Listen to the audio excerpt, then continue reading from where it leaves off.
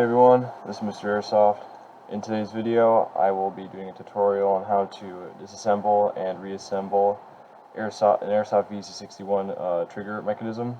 And this is just going to be a short little video that was requested to me by one of my viewers because he's having problems with his. So hope this helps. Let's get started. So before I start doing this, I just want to mention that this is my backup Scorpion. So what I mean by that is that my main Scorpion, I've taken parts out of this one and put them into the main Scorpion. So this one already has some parts missing. It'll be easier for me to disassemble than for you guys, but it's not that hard of a process. Basically, what you need to do is take two grub screws out of here, and those just help hold the gearbox and the lower receiver and upper receiver together. I already have those taken out of here, so just move this back, take the front pin out, take the top off, and if you had a gearbox still in here, you will need to take the hop up, basically keeps it in position. It's a little like black plastic piece that's held in by one little screw here.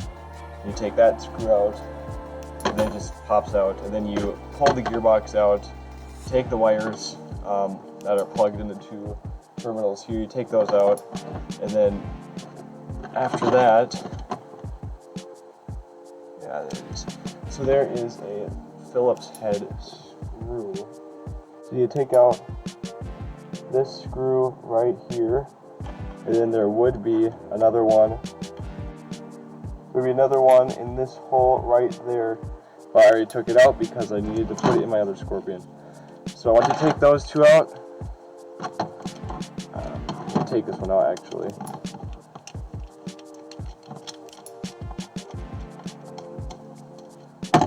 So once you take those two out, you just take this off. This black piece you actually should probably take out before you take those screws out, but it doesn't really matter that much. Just don't want to snap it. That's part of your selector mechanism. Put this back over here. So,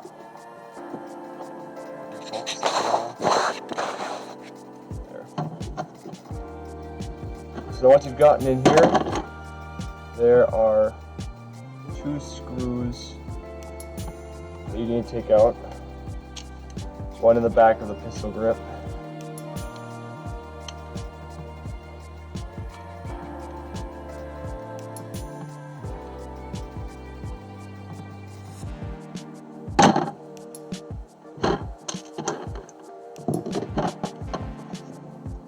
And then one on this left side right there.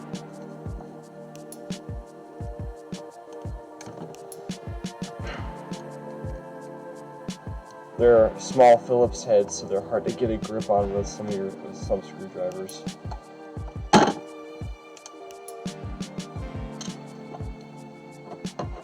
Okay, and then there's one other screw that I forgot about that is right here on the top right side. And you need to take that one out as well.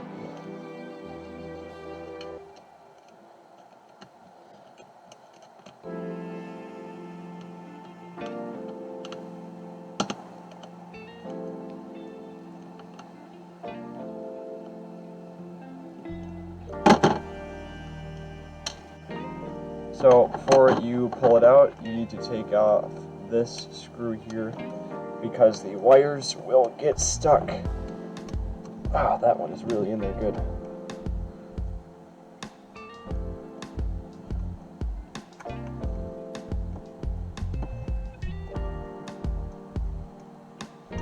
This is a little screw, so you don't want to lose it. Don't worry about this stuff. It's really easy to put back together.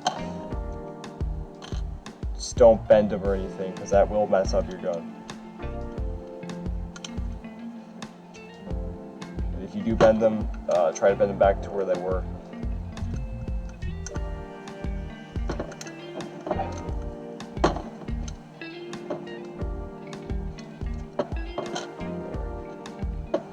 So, got those plates off.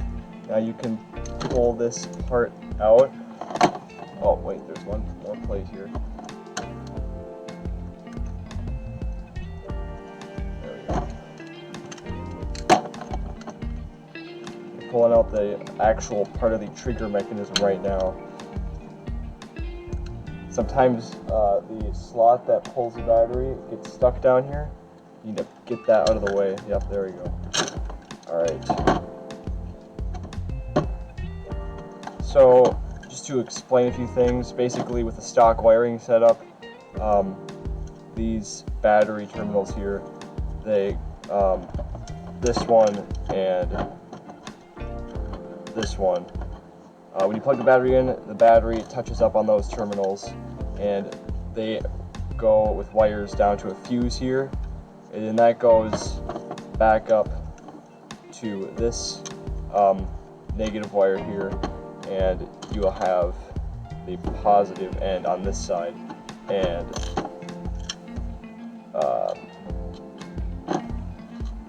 the positive end is also connected to the battery terminals as well. So when you pull the trigger, it actually, let me get this out of the way here. So you pull the trigger, it's a very needlessly complex system. But basically it pushes this bar, which is on a hinge with this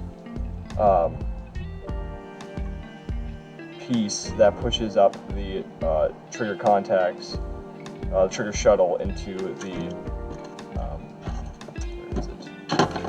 The terminals right here, like this one, and that's like a V2 or V3 trigger contacts. How the shuttle is pushed into the two prongs, and that sends electricity, and that completes the circuit, and then that fires a gun. So what I had, the problem I had with mine is that, put this spring back in, with my Scorpion is that these two pieces here were getting in the way of these. They were holding them down, and they were too tight, so they didn't move, and then that it wouldn't shoot at all. So I had to take them out, and then only then when I took them out would it work.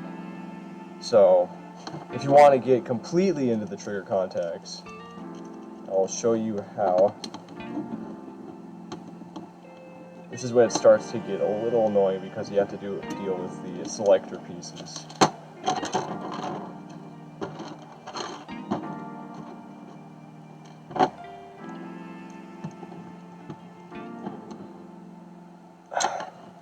Alright, hold on a second. So you need to take off the screw on here. That's what I'm trying to do right now. It's just really stubborn.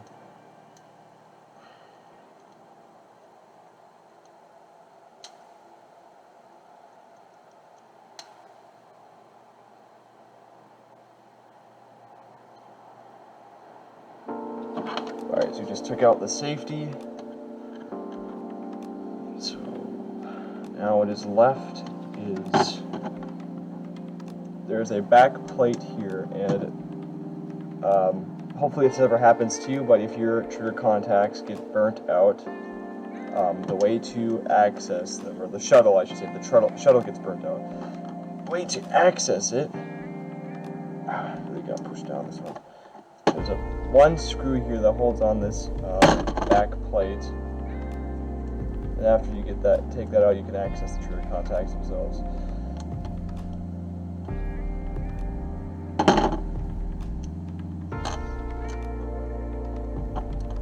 So there is the shuttle. Take a look at it real quickly. Yeah, it looks fine. This one is not burnt out or anything like that, thankfully. This is relatively in new condition. So, there you have it. Like I said, a trigger pushes this, which hinges on this, and then that pushes it forward, and the shuttle will get pushed forward by this block, and it moves up, and then it hits the prongs right here, and then the other one is here, and that completes the circuit. And one thing I had to do with my Scorpion is I had to mess around with the prongs to fix some of the timing so I wouldn't have double shot every time, because I had to take the safety out and the selector switch out. So it was either always going to shoot full auto, or if I messed with the prongs, I might be able to get it to shoot semi-auto more reliably.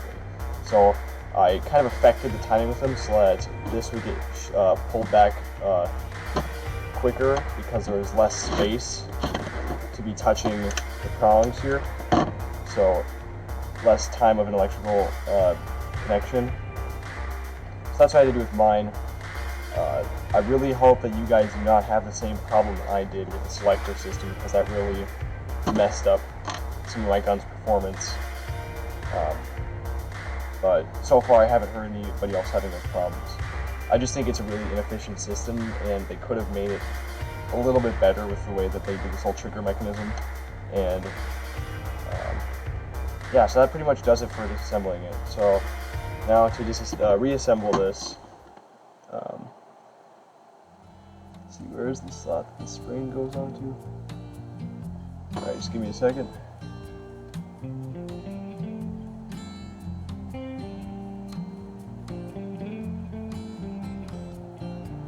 Okay, so the spring attaches onto a little nub here, similar once again to a V3, V2 gearbox, and then there's a little notch that it goes into, the little slider. Just put that in it. It won't pop out or anything. It's not super high tension. So yeah, and you just need to put the plate on. There's that little screw. And put the whole screw back into the plate.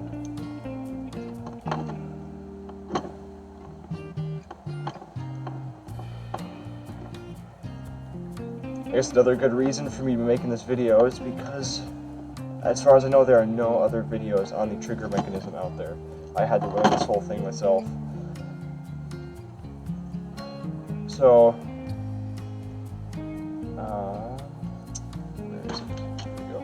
So, put the safety back in, and the safety works by, I believe how it works is that when it's on safe, it pushes this way so that the trigger shuttle manually cannot be hit by the mechanism. So in its regular form, it can, and it pushes up, and it pushes it into the prongs. That is what I think. That is how I think it works. I'm not entirely certain though.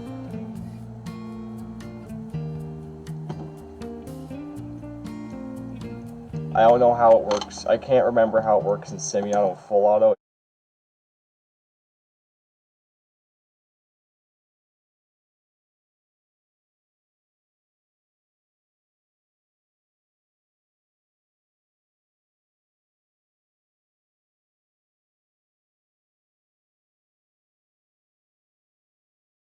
It's kind of a little bit complicated. Like I said, I really wish that they had a more efficient system of how this gun was designed with the trigger mechanism.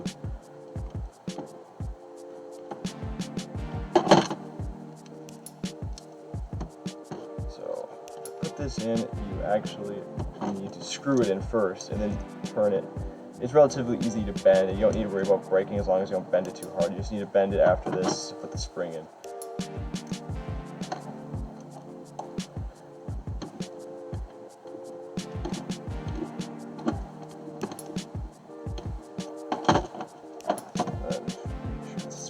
Screws in all the way.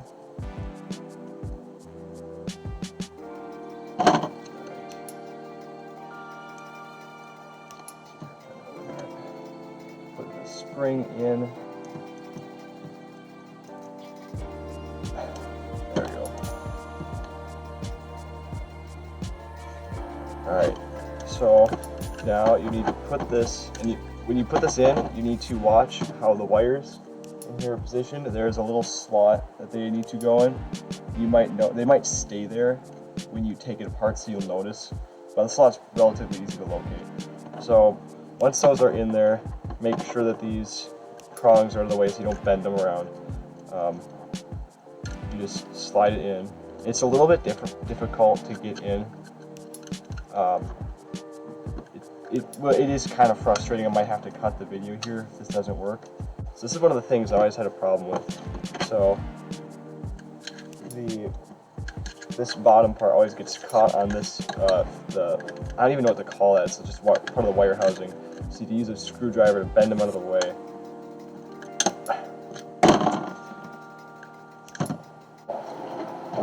Okay, I finally got it back in. It just is a lot of fiddling with the wires. But once you do get it in, you put the negative, and there's little holes, so you know where to put these. Put the negative slot back in there. Let's see here. Alright. So with all of these metal plates, you just, also all these electrical plates, you just need to find where they fit with the slots. And for the positive one, just remember that the prong that's slightly bent, that goes to where it would contact the shuttle.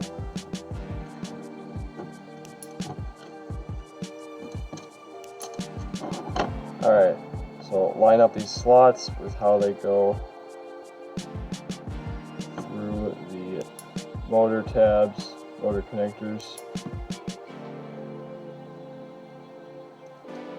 Then you just put them on, put this top plate on, and get your 3 screws. And you probably want to put this middle one on and the one on the side first to make sure it stays in. That is the wrong screw for that, and I just messed this up. Hold on a second. Alright, there's the right screw.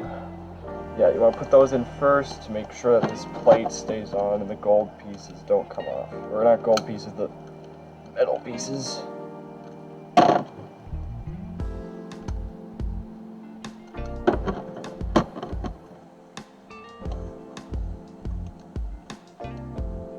So, for the person that I'm doing this video for specifically, I hope you figure out what your problem is with this. It could be kind of complicated and annoying at first, but at least you will have a video to reference by, so you know how you're going to do it then. Like I said, I hope that you can figure out what your problem is. You mentioned that you're pretty sure it's electrical, so I just really hope that it's not your shuttle burnt out, because if that is, you might have to buy a whole nother Scorpion to take parts out of to put in here, because I don't think that they sell individual parts for these things. And it could very well be something mechanical as well. Could be that the mechanical mechanism is just, there was a manufacturing flaw and they just don't do what they're supposed to do.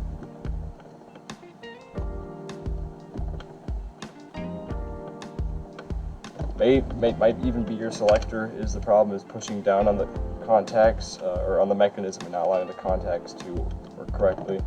But yeah, once you get all those screws in, make sure that is the right spot. Take the lower receiver, let's put that back in there. You need to get this, you need to make sure this metal trigger guard goes into the slot correctly. Right there.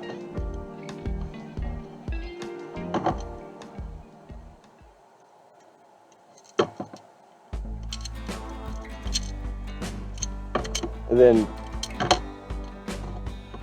once you do this, you just need to put those 2 screws back in their place. I only have the 1 screw, like I mentioned. And one word of warning, you don't want to crank those screws because they strip through the plastic in this pistol grip really easily. Oh, I just job of this. So if you have your selector switch in, you would want to put this plate in over the little triangle part of the internal mechanism, and it just slides right in there. And then put the switch in there, and there's a little rectangular square part that goes in between these teeth, and that just centers it right. So you put that in there in that spot. Put the gearbox in with the connectors going over the two terminals or tabs, and then put the hop-up positioner in here with the screw. Then you have that right, and there's of course the barrel and the hop-up system, so you need to be careful when you're putting it in there. But once you have that, put the upper receiver on, put this pin through, and then regularly you put the two grub screws in here. So that should get that back in position. That should do it for this video, though. Hopefully this helps you with your problem, and hopefully this helps other people, because like I said, there are no other videos like this out there. Thanks for watching. My next video I'm planning on doing it will be a full breakdown of my M16A4 high-speed SSG build. So yeah, thanks for watching. You got the only daddy that'll walk the line.